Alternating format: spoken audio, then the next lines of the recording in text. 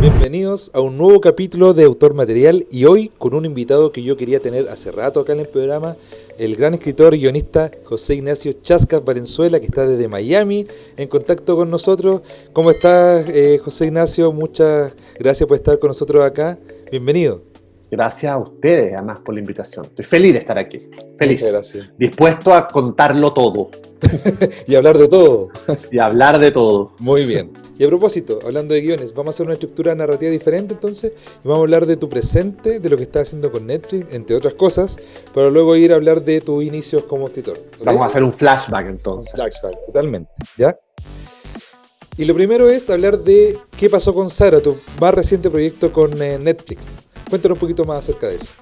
Sí, el título finalmente quedó ¿Quién mató a Sara? ¿Quién mató a Sara ya? Sí, en un momento el título original era ¿Quién mató a Sara? Después se pensó en qué pasó con Sara, pero volvimos al origen y finalmente quedó como ¿Quién mató a Sara? ¿Qué te puedo decir de ese proyecto? Me tiene absolutamente eufórico y fascinado. Es mi primer trabajo directo con Netflix. Es una serie original, además creada por mí, en la que también voy como productor ejecutivo. Entonces, el trabajo, la responsabilidad es doble. No, claro. No, y además se va a ver en cuánto, ¿190 países? 192 países. Maravilloso. Es un estreno global que cuando me lo dijeron me tuve que ir a acostar a mi cama como con vértigo. Yo he tenido telenovelas que se han vendido en todo el mundo. Por ejemplo, una que se llama La Casa de Al Lado se vendió como en 100 países. Pero se vendió en 100 países a lo largo de 5 años. Ya, ok. Esta cosa de que el mismo día, que todavía no sé cuál es, pero ponte tú, voy a decir una fecha por decir algo, que el 8 de marzo salga en 192 países al mismo tiempo un producto, sí. Me imagino los minutos previos a cuando se estrena la serie. Yo esas semanas previas no voy a dormir, porque yo me conozco, que soy neurótico y soy ansioso y me voy a poner nervioso. Estoy muy contento. Ha sido un trabajo arduo, sí, no me imagino. Una locura, porque obviamente con Netflix los parámetros son muy distintos, los niveles de calidad son muy distintos, los niveles de exigencia son muy distintos. Entonces todo lo que fue el desarrollo previo de la serie, a nivel, me refiero yo, de sinopsis, de trabajo, de creación de personajes, todo eso fue mucho tiempo, de ida y vuelta, de muchas reuniones, de ir a Los Ángeles, cuando se podía viajar en este mundo, de ir a Los Ángeles, porque todo esto es con Netflix Estados Unidos, por supuesto. Entonces, ir a Los Ángeles, reuniones en Los Ángeles, vuelta a mi casa en Miami a seguir desarrollando, vuelta a Los Ángeles, meter a mis agentes de por medio también a terminar de negociar contratos. O sea, fue... No, y entre medio de la vida familiar. Por supuesto, porque además claro. Yo estaba haciendo esto cuando mi hija nació. Entonces yo empecé a escribir capítulo 1 de esa serie, literalmente con una guagua de 2 días y una mamadera en la boca, mientras que con el dedo chico tecleaba la serie. Entonces fue muy intenso. Creaciones al mismo tiempo. Sí, fue de verdad. Para mí, de hecho, Leonora, mi hija, va a estar siempre asociada, o sea, los primeros años, el primer año y medio de Leonora va a estar siempre, para siempre asociado con Netflix. Qué bonito. Con este trabajo de Netflix que hice para Netflix. No, que además digo, fue un trabajo que cuando estaba llegando como a su pic de felicidad, que era que estaban grabando la serie, que ya llevaban creo que 4 o 5 capítulos grabados, vino el coronavirus. Claro, y detener todo.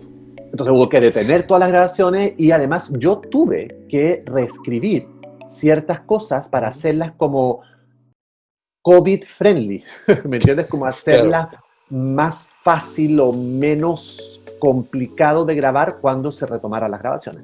Por contrato con Netflix no puedo contar mucho de eso. Ok. No puedo contar mucho, Sorpresa, pero hay una alta posibilidad de que sí, que esto pase para una segunda temporada. Una muy alta posibilidad, creo yo, sobre todo por la calidad de la serie, por cómo está quedando. Está quedando de verdad muy... Me imagino. Como decías tú, los parámetros de Netflix son altísimos, me imagino. La calidad, todo. Mira, yo te voy a decir una cosa. Acabo de ver el capítulo 5. Ya. que está digamos, el primer corte del capítulo 5. No está musicalizado, por supuesto, no tiene corrección de color, no tiene música, no tiene efectos de sonido, o sea, está literalmente, es un esqueleto de capítulo 5. Y casi me morí de impacto por el nivel de la producción y porque nunca había visto un trabajo mío en esos niveles. En esos niveles, claro. Y fue bien emocionante. O sea, no pude terminar de ver el capítulo 5, tuve que ponerle pausa, me tuve que dar una vuelta al patio, se me llenaron los ojos de lágrimas, fue una cosa bien poderosa Claro. No, de sentir que no había nada que mejorar. mira. Y eso fue una cosa a la que no me había enfrentado nunca. O sea, para llegar a decir eso es porque el proyecto está, pero 100% excelente. Para alguien como yo, digamos, no tiene parangón. O sea, yo no me había enfrentado nunca desde mi creación a algo así. Felicitaciones, Chasca, de verdad. Gracias. Y de esas felicitaciones vamos a pasar a otras felicitaciones, porque tú estás trabajando con Sony ahora. Sí, tengo un contrato con Sony International Television por 3 proyectos. Ya. Pero el primero, que es un proyecto que ya está totalmente desarrollado, tengo desarrolladas Biblias, tengo desarrolladas primeras temporadas, segunda temporada, tercera temporada, tengo escrito capítulo 1 y tengo escaleteado y desarrollado todos los capítulos de la primera temporada. No están escritos del 2 al 10, pero están totalmente desarrollados. O sea, hay una escaleta de capítulo completa. O sea, es un trabajo de casi un año completo todo eso. Y espero pronto poder dar noticias con respecto a esa serie en particular. Eso es un thriller policial, de suspenso, una historia súper entretenida, bien oscura, bien intensa, de esas que a mí me gustan mucho. Por lo menos me gusta ser espectador de esas historias. Sí. Muy The Killing, muy como ese tipo de serie. Muy dark, ¿me entiendes? La segunda serie que tengo contrato con Sony partió a raíz de una adaptación, tal como tú bien dices. Sony, la jefa máxima de Sony, leyó una novela mía que se llama El filo de tu piel, que es una novela que ya tiene casi 13 años de vida, que se publicó en Puerto Rico, en México, y después de eso llegó a toda Latinoamérica y España.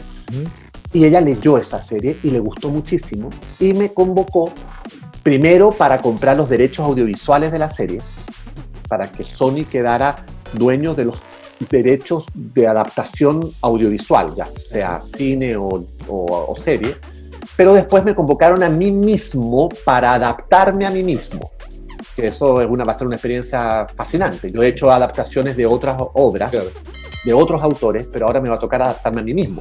Entonces, si algo no funciona, culpen al escritor del libro, que soy yo mismo. Eres tú mismo. Exacto. Oye, qué complicado eso. Es que... Complicadísimo. Estoy aterrado.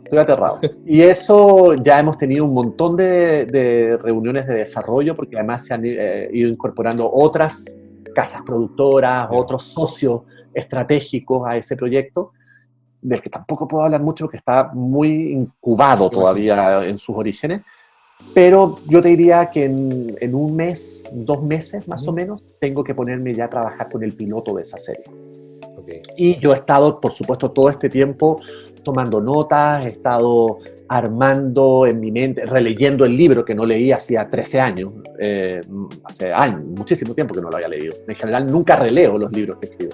Entonces, leyéndome el libro, llevo como 5 lecturas. ¿Y eso por qué? O sea, más allá de que no te quede tiempo, obviamente, pero ¿por qué no? Porque en el caso de los libros es distinto que con las películas, que tú no puedes hacer un director cut después. O sea, el libro se imprimió y quedó para siempre. Entonces, si lo leo y hay algo que no me gusta, me jodí, porque no tengo cómo cambiarlo. Es como, chuta, podría haber escrito esto diferente, claro. Obviamente, yo no soy el mismo escritor 10, 13 años después. Entonces, lo más probable es que, ay, sí, pero es que esta metáfora, este capítulo. Pero fíjate que, por suerte, hasta ahora son muy pocos los momentos así en mi relectura del filo de tu piel. Envejeció bien el libro. Y eso me tiene contento, Y por eso mismo presiento que puede salir algo muy interesante de ahí. Sí, totalmente.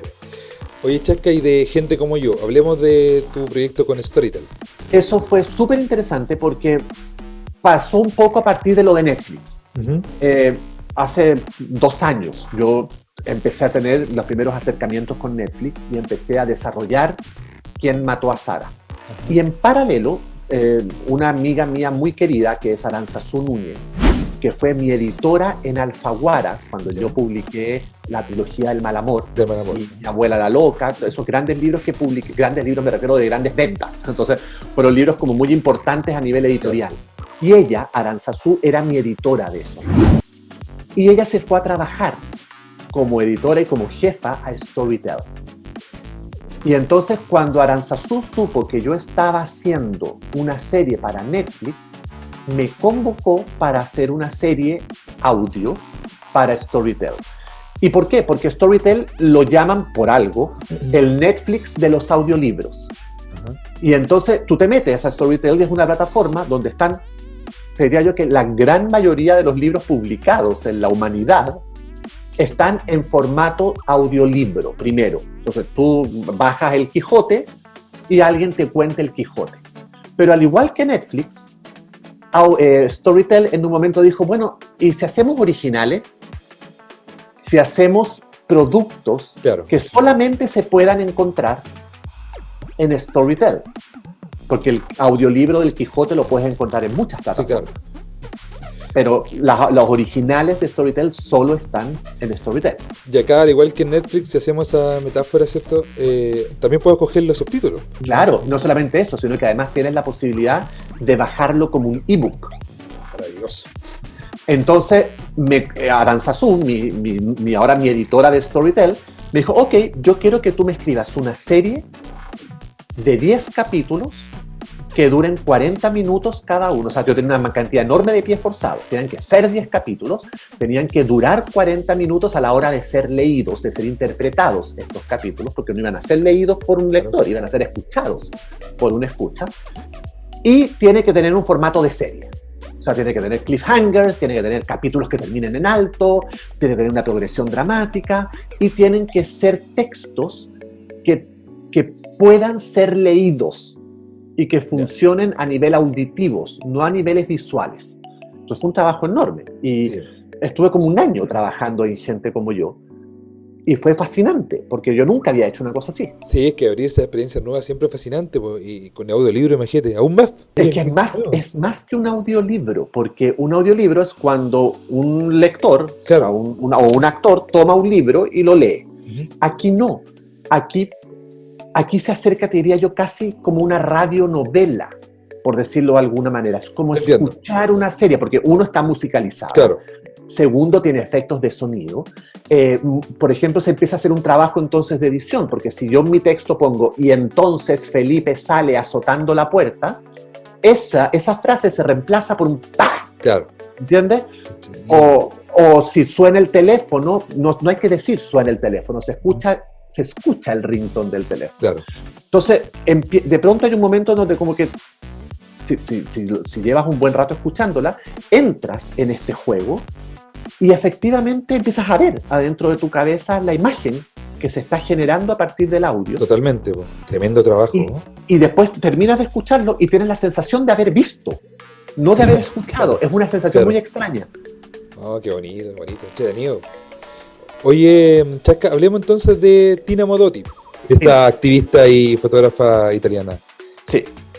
Aparece en una novela, ¿cierto? Una novela que tú escribiste. Yo hice una novela, un libro, que se llama La Mujer Infinita, que se publicó en México hace ya muchos años.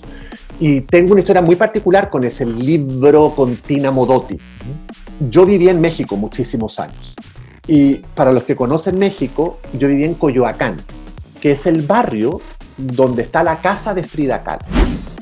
De hecho, mi casa en México quedaba literalmente a 2 cuadras de la casa de Frida Kahlo. Y en la casa museo de Frida Kahlo. Y en esa casa museo, en la época que yo vivía, había una cafetería en el patiecito donde se comía delicioso. Donde tenían, según yo, a una de las mejores chefs, que era una señora que cocinaba comida totalmente casera. Pero yo todos los días, 4 veces en semana, me iba a almorzar a la casa de Frida Kahlo. Entonces, para poder llegar a ese patio tienes que atravesar gran parte de la casa museo.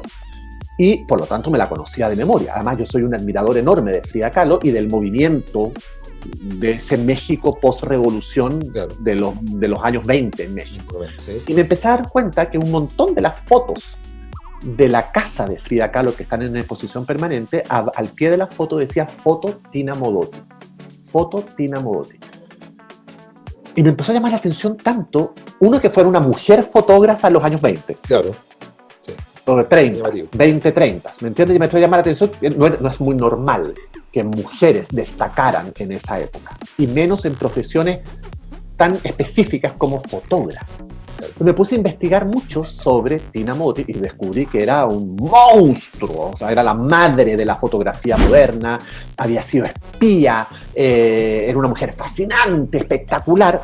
Y como pasan las cosas en la vida, yo tengo una amiga muy querida que es la Leonor Varela, y un día, estando con la Leonor en su casa, echados conversando en el suelo, comiendo un sándwich, la Leonor me dice, ¿tú has leído un libro de Elena Poniatowska llamado Tinísima?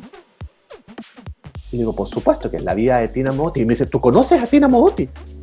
Le digo, soy fan de Tina Modotti. Me dice, pero es que nadie conoce a Tina Modotti. Le digo, no, muy poca gente conoce a Tina Modotti, pero yo soy fan. Me dice, por favor, Chascas, escríbeme algo para que yo interprete a Tina Modotti. Por favor. O sea, estaba fascinada con el personaje. Y entonces así empezó esta construcción de qué hago con Tina Modotti. ¿Qué hago? Y terminé escribiendo ese libro. Yo recuerdo que vi ese personaje en la película de Salma Hayek, de Frida. Exactamente, la película Frida. Exacto, y ahí yo creo que muchas generaciones nuevas reconocieron Hay una escena emblemática de esa película, sí, donde Salma baila como un tango, claro, con una mujer que es Ashley Judd, con una espalda espectacular. La espalda de Ashley Judd no se me olvidó nunca en la vida. Y mira que soy gay. Entonces esta cosa de espalda a mí me perturbó la hormona, porque encuentro que era la espalda más espectacular del cine. Y bailan este tango y se terminan dando un beso en la boca como para provocar al resto. Esa, la de la espalda, es Tina Modotti. Y Tina es un personaje fascinante, es una de las mujeres más bellas de la historia. Sí, sí. Además, dañada por esa belleza, mal comprendida, una mujer adelantada, una visionaria. O sea, y activista política también. Por supuesto. Por supuesto. Súper interesante la Tina Modotti. Como hay que ser en la vida, digo yo. Sí, es verdad. Sí. Entonces ahí está ese proyecto. Yo creo que la vida hay que ser un revolucionario, siempre. Lo que pasa es que yo, o por lo menos yo no sé vivir en medias tintas. No sé vivir piola, como se diría en Chile. No sé hacerlo y a veces he querido serlo y no me resulta. Termino metiendo las patas siempre por alguna parte, no me resulta. Pucha, lamentablemente yo no sé si eso es un defecto o no, pero como que suele pasar en el chileno. Oye, y después vino la maravilla, la noticia maravillosa de que Lucía Puenzo, sí, maravillosa escritora y directora, había leído el libro a través de los productores que habían comprado los derechos de La Mujer Infinita, y entonces este proyecto que se está cocinando muy a fuego lento, ya hay un guión de Lucía con respecto a La Mujer Infinita, más bien a Tina, porque ella es una adaptación del libro. Así que bueno, vamos a ver, esperemos. No, sí, va a resultar, así que yo recuerdo que lo último que vi fue Guacolda de Lucía Puenzo, que me pareció súper interesante la película. Entonces. Bueno, y ahora hizo La Jauría. Interesante. Sí. Excelente. Mira, vamos entonces ahora a ir a tu inicio, ya que hablamos del presente. Vamos a ese flashback y vamos al inicio. Hablemos de Amor a Domicilio y de cómo comenzaste a escribir. Yo leí algunas cosas como que tú estabas estudiando en ese tiempo. ¿Tenías 21 años? Tenía 20 años, estaba en primer año de universidad. Estás estudiando y en paralelo. Bueno, en estricto rigor, la idea y todo lo que sucedió con Canal 13 y todo eso fue a mis 19. Súper chico. Cumplí 20 escribiendo Amor a Domicilio. Súper chico. ¿Y cómo llegó esa idea y cómo llegaste a...? Fue una cosa muy extraña. Estaba en el primer año de universidad, necesitaba plata, obviamente.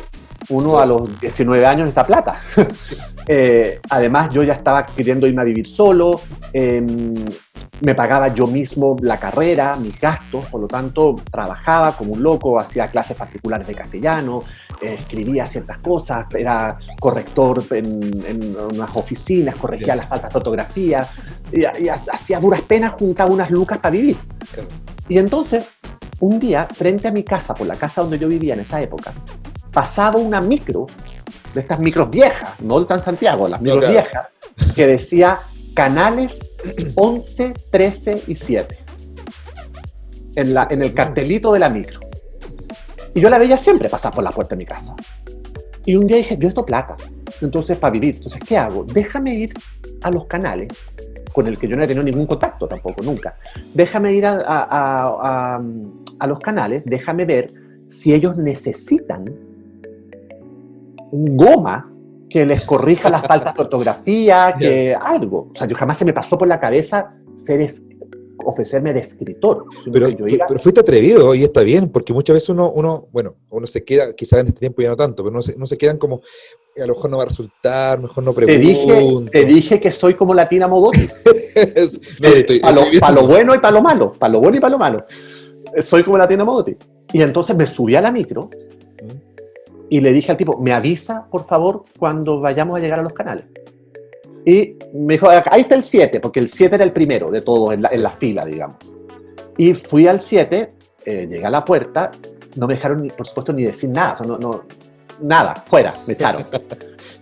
Y de ahí llegué al canal 13, que era el siguiente, y por alguna misteriosa razón, que nunca sabré por qué, el guardia, de hecho, el edificio del canal 13 ni siquiera era el edificio que hay hoy en día, era completamente distinto. Estaba en el mismo lugar, pero era otro edificio. Ese edificio fue construido el año 95, 96, estoy hablando de antes, eran 2 años antes de eso. Había una pileta, había un pasto, era otra cosa. Entonces hay un guardia aburrido en la puerta, una reja afuera, y le dije, mire, vengo con la gente de las telenovelas, pase. Y entré y llegué al lobby, y le digo, hola, vengo con la gente de las telenovelas, ¿viene con don Ricardo Miranda? Y le digo, sí, vengo con don Ricardo Miranda, pase. Y subí hasta la oficina de Ricardo Miranda, que era el mega jefe del área dramática de Canal 13, pero por supuesto antes me tacleó la secretaria de Ricardo Miranda. Y me dice, ¿pero qué haces aquí? ¿Tú tienes cita? ¿Tienes una cita con Ricardo? ¿Con don Ricardo? ¿Tienes una entrevista? ¿Quién te manda? Y yo, no, nadie. Lo que pasa es que, mira, yo quiero ser el ayudante del ayudante del ayudante del ayudante del ayudante del último ayudante. Me dice, no necesitamos ayudantes, estamos nada. Y la secretaria, muy angustiada en ese momento, me dice, lo único que necesitamos en este momento son ideas de telenovelas. Entonces le digo, bueno, yo tengo una. Entonces saqué el cuaderno de la universidad y a mano escribí 20 líneas. A mano. Y se la pasé. Y le dije, ahí hay una idea. Y ella la miró además con el papelito así, con el flequito del cuaderno, ¿entiendes? Y la dejó ahí. Y me fui. Y a los 3 días suena el teléfono de mi casa. No había celulares, por supuesto, en esa época. Suena el teléfono de mi casa y me dice, hola, estamos llamando de Canal 13. Queremos hablar con don José Ignacio. Pensaban que yo era un señor. Y queremos citarlo a una reunión al día siguiente para que venga a hablar de su proyecto con Ricardo Miranda y algunas personas del área dramática. Me imagino tu cara ese día. A mí me salieron 3 espinillas de nervios en ese minuto. Porque a mí me salían espinillas en esa época cuando me ponía nervioso o cuando comía chocolate. Y me llené de espinillas esa noche. No dormí, por supuesto, esa noche. Al día siguiente llegué al Canal 13. Llegué con la misma secretaria. Me hicieron pasar a toda su secretaria que yo amo y soy amigo de ella hasta el día de hoy, que es la Claudia Romero. Nos hicimos íntimos amigos después. Me hacen pasar a una oficina donde estaban los próceres de la televisión chilena en ese momento, que eran Ricardo Miranda, Christian Mason, Javier Larenas, Rubian Gumpers, que eran todos los nombres que uno... Y entonces cuando me ven entrar a mí, quedaron todos desconcertadísimos. Me dicen, pero ¿tú eres el hijo del señor que estamos esperando? Le digo, no, yo soy. Me dicen, no, olvídalo. O sea, aquí hubo una confusión, aquí hubo un malentendido. ¿Qué edad tienes tú? 19. No, fuera. Y me echaron de la sala. Y cuando me iba yendo, súper humillado, escucho detrás que alguien dice, no, espérate un momentito. Y era Christian Mason, el director. Y él dijo, ¿sabes lo que pasa? Es que a mí me gustó la wea de las pizzas. Así lo dijo, tal cual. A mí me gustó la wea de las pizzas. Entonces yo quisiera ver el capítulo 1. ¿Tienes el capítulo 1? Yo le dije, claro, sí, por supuesto, está en mi casa. ¿Lo puedes traer mañana a las 11 de la mañana? Obvio, mañana a las 11 estoy aquí con el capítulo. Super. Y me fui llorando en la micro de vuelta a mi casa, angustiadísimo, sin saber en qué me había metido. ¿Cómo hago esto? Yo, por supuesto, tú comprenderás que yo hasta ese momento nunca en mi vida había visto un capítulo de telenovela. O sea, impreso me refiero. Claro. Había visto telenovelas, pero no había visto un capítulo. O sea, ¿cómo se escribe esto? ¿Cómo? Y lo hice como yo me imaginé que se hacía, como yo suponía que se hacía, y escribí lo que a mí me hubiese gustado ver en pantalla. Volví al día siguiente, lo leyeron y me contrataron. Oye, qué entretenida historia. Qué tremenda anécdota es para toda la vida, para contarla todo, esa tremenda anécdota y que resultara además. Claro, entonces a mí me dejaron sentado en el lobby esperando mientras ellos leían el capítulo, porque le sacaron fotocopia al capítulo al tiro. Era una fotocopiadora además como supersónica, que yo cuando la dije, esto es lo más moderno que he visto en mi vida. Pero era una fotocopiadora grande, alta, como de 3 pisos, una cosa así. Yo contaba que eso era como el futuro. Y leyeron el capítulo, me quedé esperando 2 horas en el lobby, estudiando, porque tenía prueba en la universidad además, y salió Ricardo Miranda. Y me dice, nos gustó. Y yo, claro, en ese momento yo nunca dimensioné, yo lo dimensiono ahora. En ese momento para mí era como un juego, una cosa que si hubiese sabido lo que significaba, por supuesto me desmayo en ese momento. Pero por suerte, todo eso pasó en medio de una ignorancia muy grande mía y de una inconsciencia muy grande mía. No, me imagino, pero es que esta anécdota, por eso digo que es interesante, porque también es interesante e importante también para la gente que quiera ser guionista y dedicarse a esto o a lo audiovisual, en atreverse a lo que tú hiciste. O sea, ¿sabes lo que pasa? Es que mi filosofía de vida es que nadie me va a dar trabajo. Yo siempre parto de la base que a mí nadie me va a dar trabajo, porque ¿sabes por qué? Porque nadie tiene por qué darme trabajo. Okay, sí. Entonces yo parto de esa base. Yo parto de la base que nadie tiene por qué darme trabajo. Soy yo el que tiene que salir a pelear, a luchar y a robar ese trabajo. Claro. Entonces, en ese sentido, siempre he sido súper arrojado. Y me he lanzado, me he cambiado de países, he ido a tocar puertas a Netflix, he ido a tocar puertas. Cuando nadie me conoce, nadie sabe quién soy, no tengo nada que ofrecer más que lo que hago. Y siempre parto de la base que, bueno, claro, lo peor que me puede pasar es que me digan que no. Claro. No, y si uno no toca puertas. Sí, y si uno no toca puertas, ¿quién te va a conocer también? Claro. ¿Quién te va a abrir la puerta? Obviamente. Claro. Parándote en la vereda del frente a mirar la puerta no va a ser que alguien te abra la puerta. Claro. Entonces, en ese sentido, sí he sido siempre muy atrevido y arrojado, para bien y para mal, vuelvo a decirlo siempre. No, claro. Oye, qué entretenido, ¿no? Y yo siempre digo esto de que ser porfiado. Sí, siempre digo eso. De hecho, el audiovisual o la gente que se dedica a esto, que nos dedicamos a esto, tiene que ser porfiada. Yo no puedo decir, sé que este trabajo no resultó, bueno, me dedico entonces a otra cosa y voy a vender pantalones. No, ya no puedo. No, además hay una cosa, yo también parto de la base que cuando yo voy a escribir un capítulo, voy a tener que hacer 600 versiones de ese capítulo. O sea, el piloto de la serie de Netflix tiene 17 versiones. Entonces, si yo a la quinta hubiese tirado la esponja, no estaría hoy a punto de salir al aire con una serie en 192 países. Totalmente. Entonces, uno tiene que asumir que esto es una profesión de pelea, que esto es una profesión de lucha, que esto es una carrera de larguísimo aliento que a lo mejor da frutos al final. ¿Verdad? Pero uno no hace el producto o hace ese trabajo queriendo que dé frutos mañana, porque si estás en esa carrera estás súper equivocado y lo único que va a hacer es generarte una frustración del tamaño del Titanic. Totalmente. Aquí lo que tú tienes que hacer es escribir porque para eso naciste, punto. Si se hace o no se hace es una etapa posterior.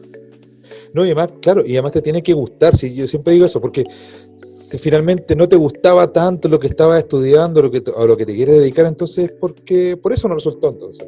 Exacto, esto es un trabajo absolutamente vocacional. Claro. Yo pagaría por hacer lo que hago, ¿me explico? Yo pagaría por hacer lo que hago. Tengo la fortuna que me pagan, pero yo pagaría. Más encima te pagan. ¿Entiendes? Yo pagaría, pero también tengo súper claro, lo tengo clarísimo, que nadie me debe nada. Nadie me debe un contrato, nadie me debe un trabajo. Netflix no tiene por qué contratarme por una segunda serie. No tiene por qué. ¿Me entiendes? O sea, si yo quiero hacer una segunda serie con Netflix, tengo que partir de cero de nuevo. Sí.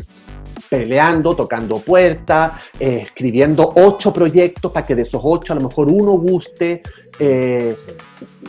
Pero si yo ahora me digo, ok, listo, ya la hice con Netflix. Ok, listo, ahora Netflix que me siento a esperar un contrato. Tendría que estar loco. ¿Me entiendes?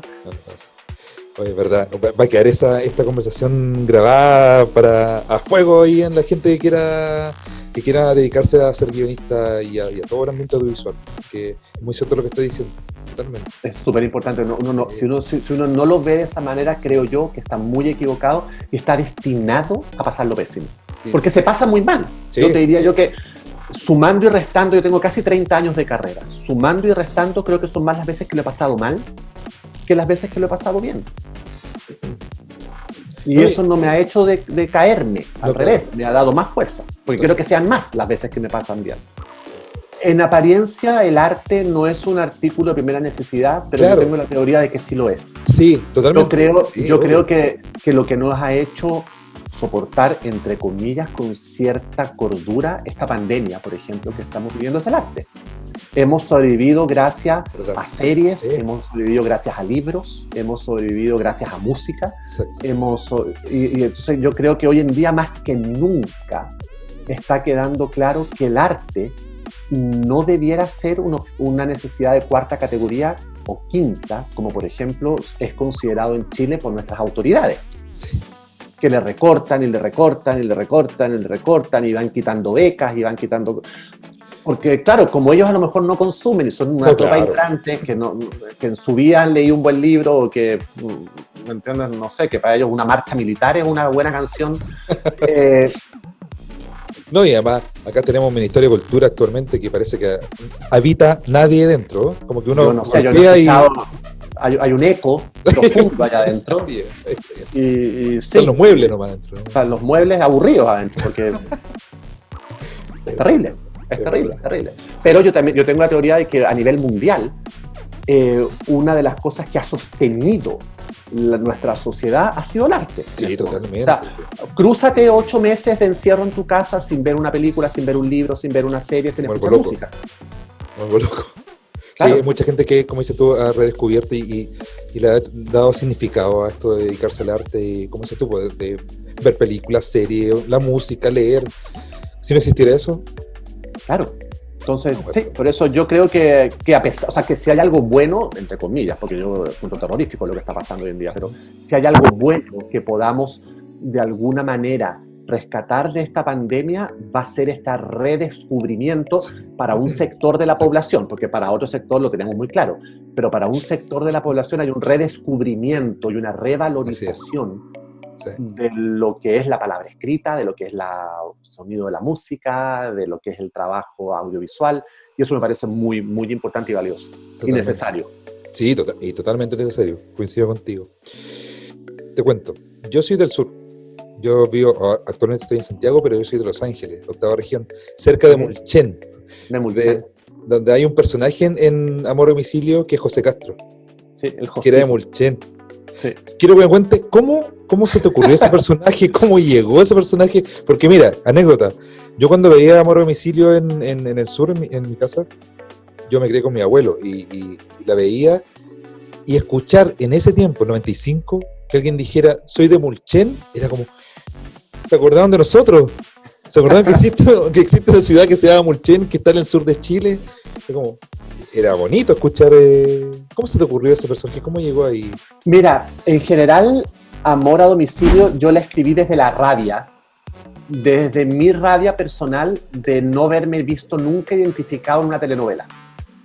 Me parecía que hasta ese momento los jóvenes que se mostraban en telenovelas eran caricaturas, eran puras caricaturas. De partida nunca eran dueños de la historia, eran personajes secundarios, eran un cliché andando. Sí. O sea, o los conflictos eran que o querían ser rockeros y tocar guitarra, o que la mamá no los dejaba pololear e ir a la disco. Y yo no toco guitarra, no sé nada de instrumentos musicales, y por mi problema en la espalda nunca fui a una discoteca, porque anduve con un corsé toda mi vida. Entonces yo decía, ¿pero dónde estoy yo? ¿Dónde están mis compañeros de curso en la universidad? Yo estudiaba literatura en la Católica. Y mis compañeros de curso, y yo incluido, nos sacábamos la cresta trabajando para poder pagarnos el almuerzo en la universidad. Yo me acuerdo que como presidente del centro alumno de la Católica que fui de la carrera, una de mis primeras tareas fue conseguir becas de alimentación porque yo tenía compañeros de curso que no tenían plata para comprar el almuerzo. Entonces yo decía, ¿pero dónde está eso? ¿Dónde está? Entonces, como yo siempre funciono mucho desde la rabia, y cuando digo funciono desde la rabia significa que yo escribo de lo que a mí no me gusta. Yo no escribo de lo que me gusta. Claro. Yo no escribo de lo que me gusta porque lo que me gusta ya está resuelto en mí. Sí, claro. Lo que no me gusta tengo que resolverlo. Y la mejor manera que yo tengo de resolver lo que a mí no me gusta es escribiendo. Entonces, yo en Amor a Domicilio quise escribir un fresco de tipos de juventud. Entonces tenía todos los tipos de... Yo copié a todos mis compañeros de curso. Entonces, yo tenía a todos los tipos de jóvenes que trabajaban. Entonces tenía al que trabajaba para comprarse ropa, porque era un frívolo, tenía al que trabajaba porque vivía con la abuela y tenía que sobrevivir de alguna manera, que era Josito, tenía a la que estaba trabajando para juntar plata e irse a vivir a México, y irse de viaje por mochilera por México, tenía la que estaba trabajando porque había estudiado dirección de empresas y para ella era la vida, eso, encontrar trabajo. Tenía el que no quería trabajar y que lo obligaban a trabajar. Tenía un fresco enorme de jóvenes trabajando. Y para mí era importante, porque siempre he sido una persona que se ha movido en una minoría y en la minoría de la diversidad, siempre para mí sí importantes los distintos tipos de familia.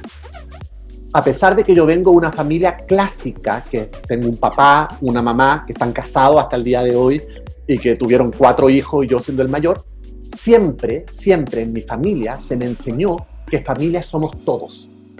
Y familias hay tantas como tipos de amor hay. Totalmente. Crecí así. Por lo tanto, yo también, a través de mis personajes jóvenes de Amor a Domicilio, quise reflejar eso. Entonces tenía la protagonista que tenía un papá y un tío. Eran 2 hombres viviendo con una hija, en el fondo. No eran gay estos papás, pero funcionaban como 2 hombres dueños de casa. Exacto. Y una hija. Tenía a Josito, que no tenía papás, y tenía una abuela. Tenía otro que tenía 2 papás, que era la Pancha Merino, que tenía papá y mamá. Tenía otro que tenía solamente una mamá, porque el papá, si te he visto no me acuerdo, se fue a comprar cigarrillos y nunca más volvió. Yo tenía todo tipos de familia en Amor a Domicilio. Y a mí me pareció que Josito, José Castro Carmona, José Antonio Castro Carmona, que vivía con la abuela y tenía una condición muy dulce como personaje. Y Mulchen siempre me pareció una palabra preciosa.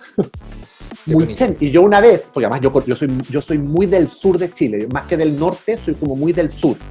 Conozco mucho el norte también, me encanta. Pero si tuviera que elegir así como dónde me instalo a vivir en Chile, preferiría el sur probablemente. Entonces, como hemos recorrido con mi familia, y después yo solo, mochilero, etcétera, recorrí mucho el sur y pasé por Mulchen un par de veces. Se me vino a la mente el nombre Mulchen, la ciudad de Mulchen, que además es chica, que además es como un mito. No mucha gente en Santiago sabe dónde está Mulchen, porque además en Santiago somos súper ignorantes de nuestra propia geografía. Entonces, me parecía muy bonito, era un nombre casi mítico. Y él lo repetía permanentemente, porque siempre estaba amenazando con irse a Mulchen. Sí. Oye, ligándolo con lo de Mulchen, te cuento. Yo tengo un amigo que también es audiovisual y él hace talleres en Mulchen, con los chiquillos de Mulchen de los colegios. Y hay un grupo de chiquillos que hizo un cortometraje y quedaron seleccionados en el Festival de España y Colombia. Y son chiquillos de Mulchen, o sea, chiquillos de enseñanza media. Paulo, y lo que sí, bonito, y lo que es maravilloso. Y vamos a conversar también con él más adelante en otro capítulo porque me pareció súper interesante y bonito, y esto Aplausos para tu amigo, ¿eh? Porque eso, se lo puede dar. o sea, sin desmerecer, por supuesto, el talento de los muchachos, también es fundamental el rol del guía. Sí, totalmente. Del profesor que es capaz de sacar en ellos y de hacerlos creer en ellos mismos. Así que aplausos para tu amigo. Muchas gracias, se lo voy a dar en tu nombre. No, y además resulta que también los presupuestos que llegan para trabajar, no sé, cosas con el arte en provincia son casi vuelto el pampo. ¿Ah? Como... Ahí es cuando empiezo como a entrar en conflicto abierto con mi país, con las decisiones que se toman en mi país, sobre todo con respecto a cultura, que es el área que a mí me compete, el área en la que yo me muevo y el área obviamente que dentro de todo es la que nos convocó a esta llamada ahora. Sí. Y entonces ahí empiezo a rebelarme frente a eso. Y digo, no.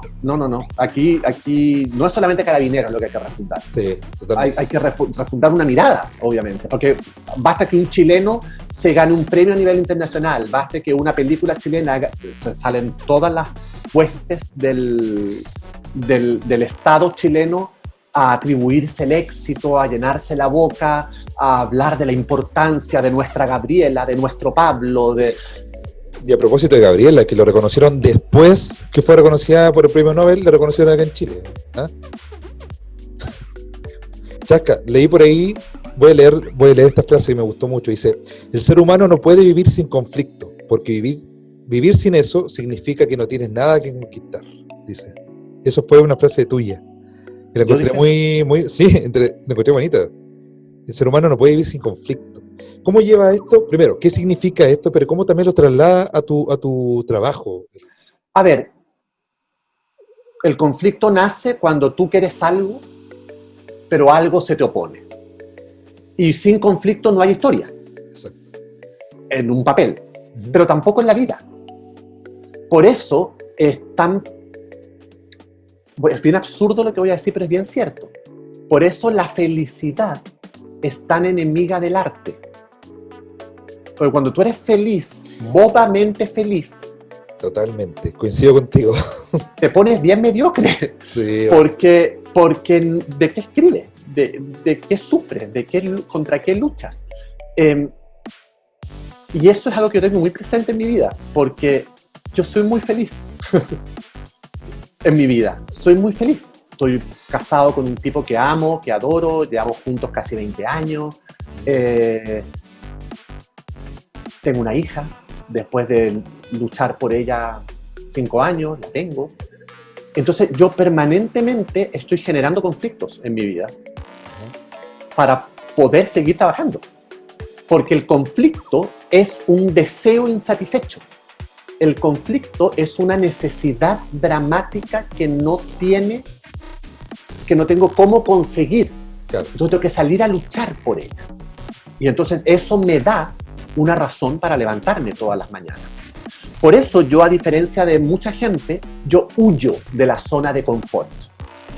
Porque yo encuentro que la zona de confort se parece demasiado a la comodidad. Claro. Y la comodidad es prima hermana de la mediocridad. Sí. Se parecen hasta las palabras, comodidad, sí, mediocridad. Sí. Entonces, cuando uno llega a la zona de confort, cuando uno llega a la comodidad, uno como que se arrana. Uno, en todo orden de cosas, sí, o sea, en una relación de pareja, si tú llegas a la comodidad absoluta, engordas. Por total, ya se enamoraron de mí, así que ya ahora engordo, ahora me dejo las charchas libres, ahora ya se acabó, ¿me entiendes? Ya no tengo que seguir conquistando a nadie. En el trabajo es lo mismo, tú llegas a esa zona como de comodidad y aplicas piloto automático.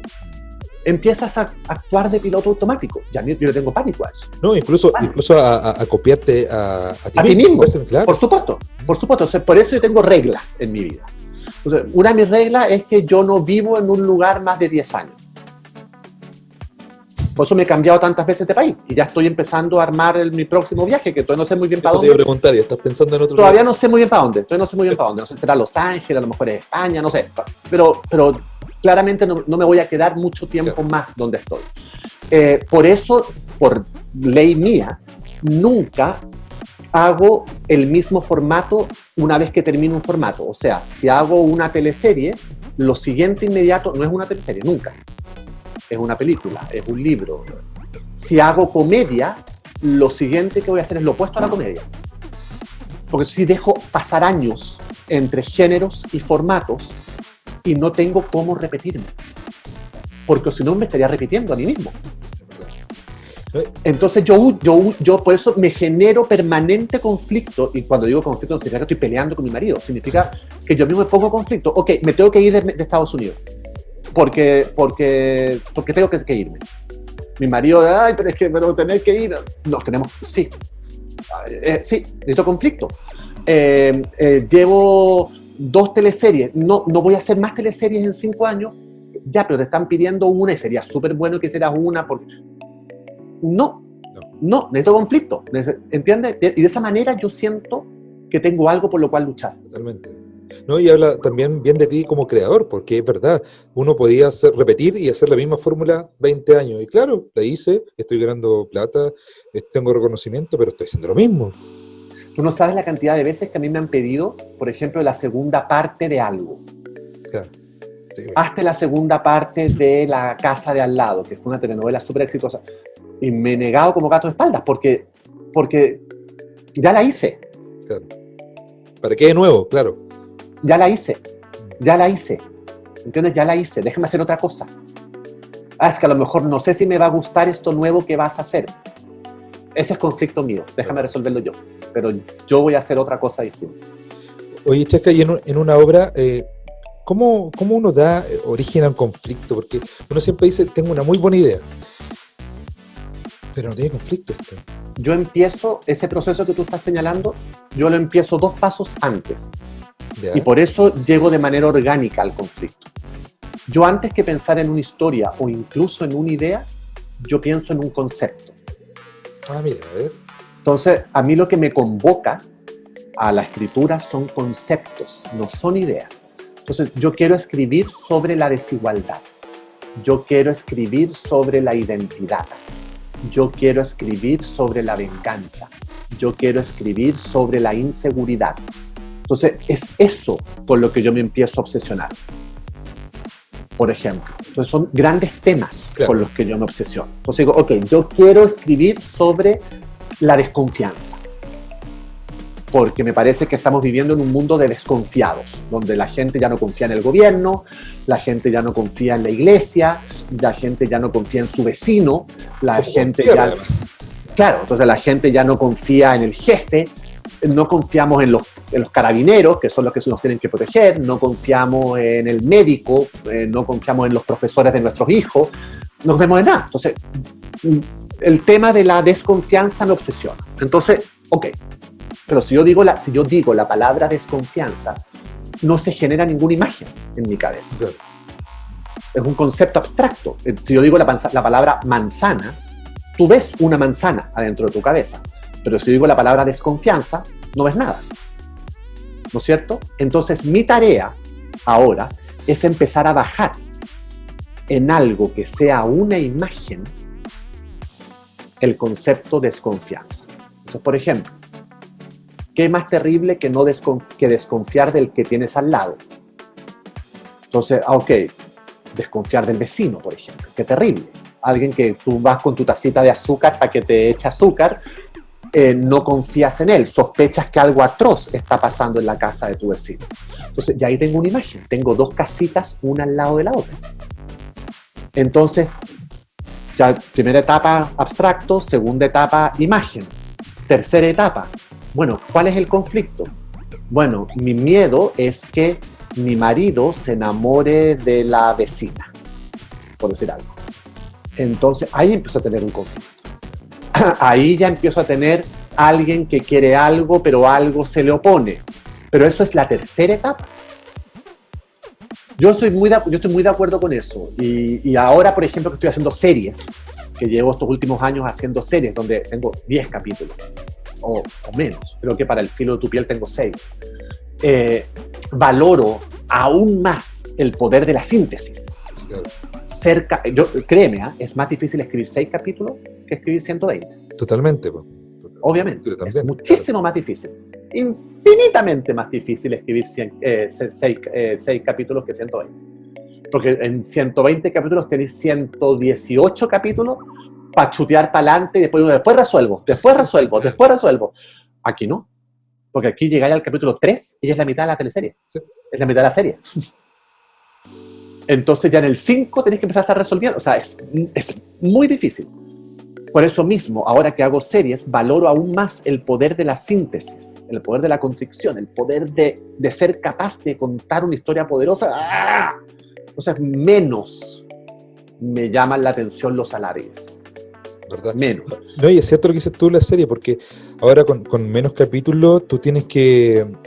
el acto 1, por ejemplo, ya lo dejas de lado. O sea, Entras directamente al acto 2. Exactamente. Entras directamente al acto 2 y a lo mejor por referencias o un pequeño flashback o algo, cuentas tu acto 1. Pero ya entras directamente, o sea, ya te saltaste catalizadores, te saltaste el detonante, entraste directamente al primer plot point 1 de tu historia. Claramente. No, y el espectador ya está acostumbrado, entonces necesita eso. Si tú vas a estar el inicio de la...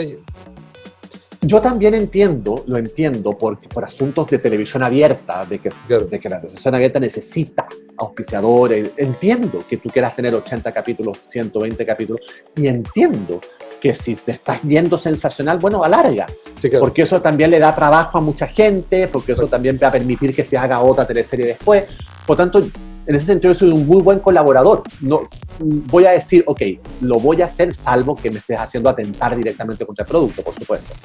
Siempre voy a cuidar el producto, no a mí, voy a cuidar el producto siempre. O sea, alargarlo 30 capítulos, perfecto, vamos a hacerlo.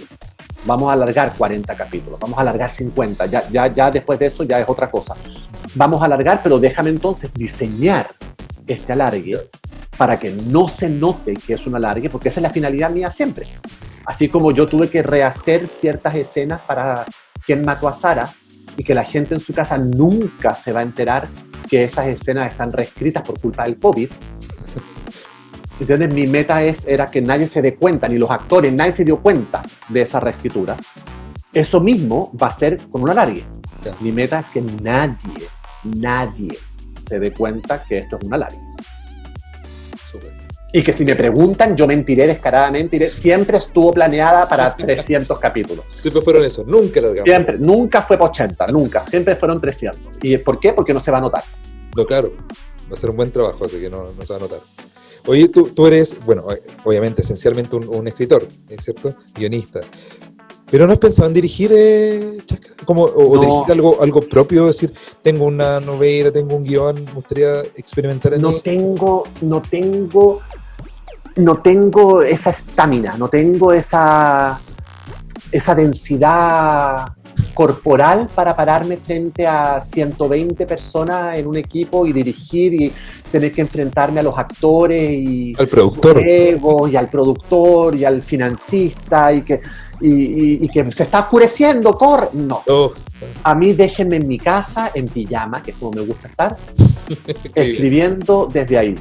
Ya hice una concesión enorme de ser productor ejecutivo, porque ahora soy productor ejecutivo de estos últimos 2 años, todos mis proyectos voy como productor ejecutivo por un asunto de voz y voto para calidad. Ya, entiendo. ¿Me entiendes? De que si me van a poner un modelo en vez de actor, pues puedes decir, ¿sabes qué? No, me niego. O poder tener más control, poder formar parte de reuniones, entonces poder ver de anticiparme a que si no vamos a tener la posibilidad de tener el elefante para la escena, saberlo yo desde antes y entonces poder rehacer la escena para que entonces sea un gato y que no se note que era un elefante. ¿Me explico? Sí, te entiendo. Mi función como productor ejecutivo es ayudar a producción a que no se note que no pudimos conseguir o llegar a donde queríamos llegar. Claro. Pero director no tengo ninguna hasta ahora. ¿Cómo ves o cómo has experimentado este cambio de los espectadores? Mira, ha sido fascinante desde mi punto de vista porque soy lo suficientemente viejo como para haber alcanzado a escribir un buen tiempo en la antigua tele, haber vivido en primera persona el cambio y estar todavía vigente y escribiendo en esta nueva modalidad. ¿Sabes? He estado en las 3 etapas y en las 3 etapas activo. Lo que ha sido un privilegio, por un lado, y ha sido una escuela de aprendizaje enorme. Cuando yo empecé a escribir, un producto audiovisual tenía que convocar a la mayor cantidad de gente posible. a niveles de edad. Entonces a mí me pedían que lo que yo estaba escribiendo pudiera ser visto por los abuelos, por los papás y por los hijos. Qué complejo. Súper complejo. Por eso también los elencos eran más grandes. Sí, claro. Porque tenías que tener historias de tercera edad, tenías que tener historias de adultos, tenías que tener historias de jóvenes y ojalá también de algunos niños. O sea, para tener como 4 generaciones, 3 al menos, incorporadas en tu proyecto. Con el cable, después con el streaming, con la mutación de pantalla de televisión a celular, por llamarlo de alguna manera, la audiencia se fragmentó absolutamente. Entonces ahora ya no importa tanto convocar a la familia, sino que convocar a tu audiencia específica. Y tu audiencia específica pueden ser 8 personas. O sea, voy a hacer una serie para calvos de anteojos con tatuajes. ¿Entiendes? Y nadie te va a decir, ya, pero tienes que tener 1 millón de rating, porque sabemos que estamos afinando la audiencia al máximo. Entonces eso ha permitido otros tipos de series. Ha permitido series específicamente para chilenos, series específicamente para mujeres, series específicamente para hombres, series específicamente para jóvenes. Entonces eso obviamente también cambia la manera de escribir eso. Y efectivamente, o sea, tú tienes que saltarte el acto 1. Tienes que subentenderlo, tienes que diseminarlo a lo largo de tu temporada, tienes que afinar la mayor cantidad de los personajes posibles, cosa que esto no haya historias secundarias prácticamente, sino que avance permanentemente en esta historia principal y todo lo demás está subordinado, etc. O sea, esto que es totalmente lo opuesto a lo que hacíamos hace 10 años. Uno ya consume la serie como se va a tomar una botella de bebida, no sé, como no puedo parar de tomar esta bebida. Lo mismo bueno, es lo que los gringos llaman el binge watching. Ellos llaman el binge watching, o sea, a ti te preguntan, ¿esta serie es bingeable? Eso significa, ¿esta serie es adictiva? ¿Esta serie es, yo voy a hacer skip al capítulo 2? Claro. No sé, entonces no me interesa. O sea, hoy en día, lo que en el fondo, por ejemplo, mi serie de ¿Qué pasó con quién mató a Sara? Tiene 10 capítulos, más o menos como de 40 minutos cada uno. O sea, es una serie como de 5 horas y media. ¿Me entiendes? Es una película de 5 horas y media. Y un desgraciado se va a sentar en su casa y la va a ver en 5 horas y media, lo que yo me demoré 2 años en desarrollar, ¿me entiendes? Y casi 1 año en grabar, y casi 8 meses en postproducir. Porque hoy en día a eso se aspira. Entonces, si tú enfrentas tu serie como una película de 5 horas, como una película de 4 horas, como una película de 6 horas, pues la manera de escribir es distinta. Como ahora la audiencia está segmentada en bloquecitos chiquititos, uno de esos bloquecitos son los LGBT. Y los LGBT merecemos nuestras historias de amor contadas en pantalla. Sí, yo nunca he podido contar mi historia de amor. Sí, no, y además que también, aparte de lo que tú dices, uno ve el personaje que están súper desdibujados también. O sea, porque además también, claro. porque además también el tema LGBT ha ido cambiando con los años. Al comienzo de los 80, a finales de los 80, principios de los 90, el tema LGBT estaba cruzado con la muerte, por el VIH. Claro. Entonces, si había algún tema LGBT en un libro, en una película, en una serie, era con vías a matar a ese personaje. Porque el virus, por el VIH, por el SIDA. En los 2000, el tema LGBT estaba cruzado por la falta de derechos. O sea, si había un tema LGBT, Filadelfia, por ejemplo, era porque había una causa legal contra ese personaje porque no tenía sus derechos, porque lo habían echado del trabajo, porque lo habían echado de la casa, porque habían descubierto que era gay, porque se quería casar y no podía, etc. O sea, eran temas legales, eran temas de derechos, eran temas de corte, de juicios. Pero hoy en día, que el VIH ya sigue siendo una enfermedad grave, pero es una enfermedad más crónica que mortal, donde se puede controlar de alguna manera, donde, no en todos, pero en ciertos países ya el tema legal de los LGBTI se ha ido resuelto, se ha ido resolviendo, yo ya me pude casar, ¿me entiendes? Ya pude ser papá. Pues entonces, ¿de qué se habla ahora? Pues entonces, por primera vez, los LGBT, los temas LGBT, están a la misma altura en los temas heterosexuales. Entonces, ahora falta la gran comedia romántica LGBT. Mira, sí, es verdad. Sí, sí. Ahora, yo quiero ver Pretty Woman LGBT. Yo ahora quiero ver las clásicas películas como de la Meg Ryan, de la Sandra Bullock, Comedia LGBT. romántica, claro. Sí. Yo quiero ver comedias románticas LGBT ahora. ¿Por qué? Porque ya estamos. Sí. Ya es hora. Ya es hora. Entonces, de eso quiero hablar. Sí. De eso me gustaría poder contar ahora. Mira, ¿cómo trabajan los diálogos? Porque siento que esa es una de las grandes tareas de los guiones, por lo menos nacionales, de alguna forma, el trabajo de diálogo, que las cosas no suenen como doblaje mexicano, ¿eh? Es que vamos para allá para que comamos algo, ¿no? Es bien difícil, eso es bien difícil. De hecho, acá en Estados Unidos las categorías de escritor A, escritor B, escritor C, y A tiene un precio, B tiene otro precio y C tiene otro precio, tiene que ver con la calidad de tus diálogos, no necesariamente con la calidad de tu estructura, porque hacer un diálogo es lo más difícil de todo. Es lo más difícil de todo. Por ejemplo, Dama y Obrero particularmente es un buen ejemplo de eso, porque yo empecé a escribir Dama y Obrero el año 2011, más o menos. Yo me fui de Chile el año 94, 95, o sea, llevaba mucho rato fuera de Chile. Y obviamente, el lenguaje popular de un maestro de la construcción chileno yo ya no lo domino. Entonces, yo empecé a escribir Dama y Obrero y empecé a sentir eso. Decía, mis diálogos del maestro son espantosos. No, y además es fácil caer también en la caricatura. Por supuesto, en el cliché. Entonces, pero ya ni siquiera la caricatura me funcionaba, porque ya yo no sabía ni siquiera cómo hablaban ya. Entonces lo que hice fue que contraté a mi hermana, Rosario Valenzuela, que es una escritora también, que es una dramaturga, que es actriz, que en ese momento vivía en Chile, y Rosario tiene un ojo, como buena actriz que es, tiene un oído muy afinado. Entonces le dije a Rosario, tu tarea va a ser chilenizarme los obreros de la telenovela. Entonces yo escribía la telenovela, le mandaba el capítulo a Rosario, ella chilenizaba los diálogos, me los mandaba y yo los mandaba a TVN. Así fue como empecé a escribir con Rosario. Seguimos escribiendo juntos hasta el día de hoy. Hemos hecho muchas cosas juntos. La serie de Netflix la escribimos juntos. Pero así empecé con ella porque yo empecé a darme cuenta por olfato que yo estaba muy desafinado con los diálogos. Sí. O sea, en este sentido tengo más oído mexicano que oído chileno. Sí, es verdad. No, y suena, es difícil el asunto de diálogo. Yo lo veo acá con producciones chilenas.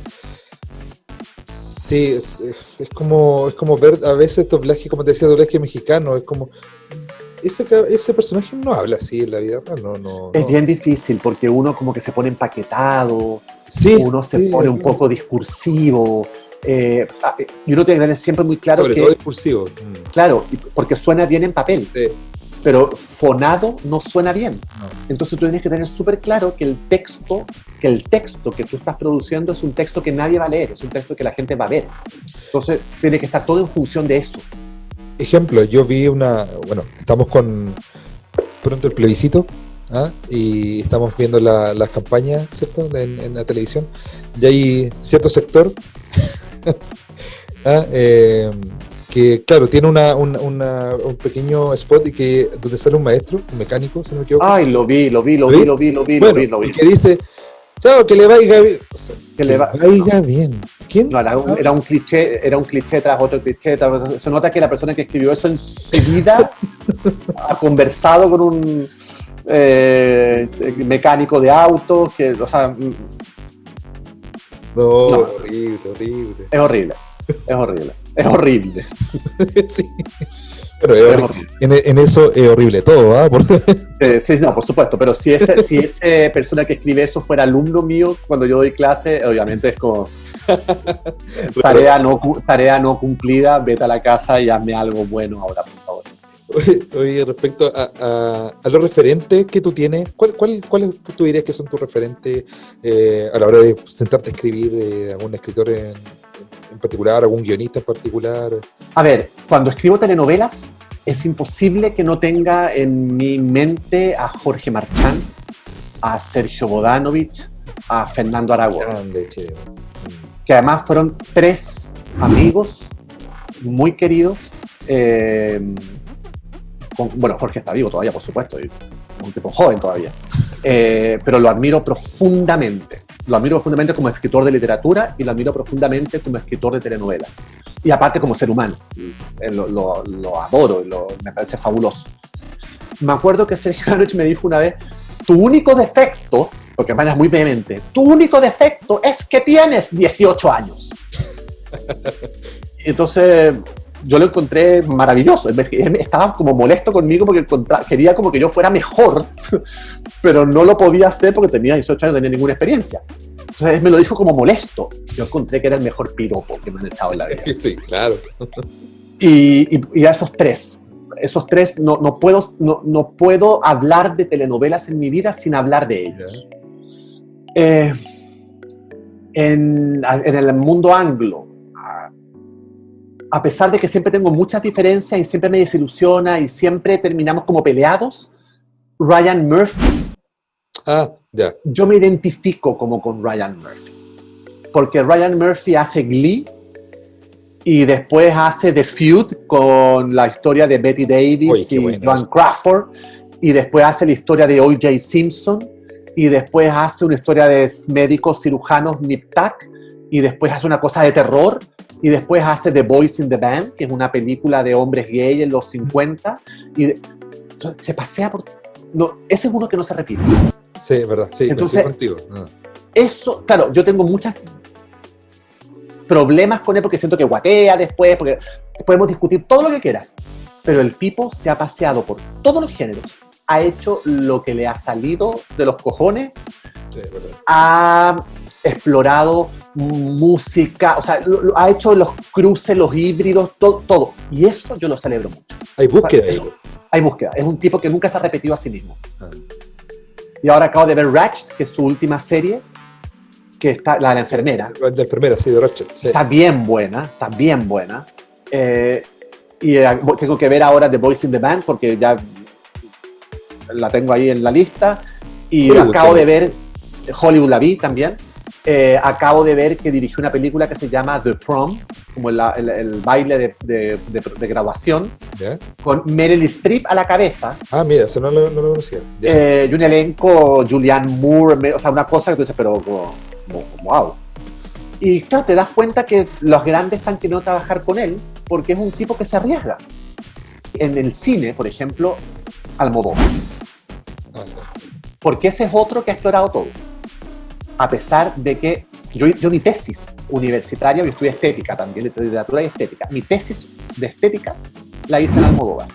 Yo amo a Almodóvar, pero llevo muchos años enojado con Almodóvar porque encuentro que ha hecho basuras, es unas basuras terribles, y me reconcilié mucho con él ahora en Dolor y Gloria. Dolor y Gloria, sí. Mucho. Buena película. Bueno, ahora hizo un mediometraje. Hizo un mediometraje de La Voz Humana, sí. Sí. Oye, a propósito de película, ¿qué película te hubiese gustado escribir?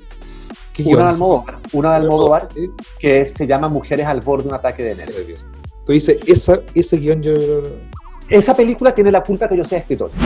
O sea, a mí me llevó mi tío, Ernesto, que es el hermano mayor de mi mamá, que es muy cinéfilo, muy. Entonces, cuando yo vivía en Chile, teníamos como rutina, Ernesto y yo, de ir una vez a la semana, él me llevaba al cine.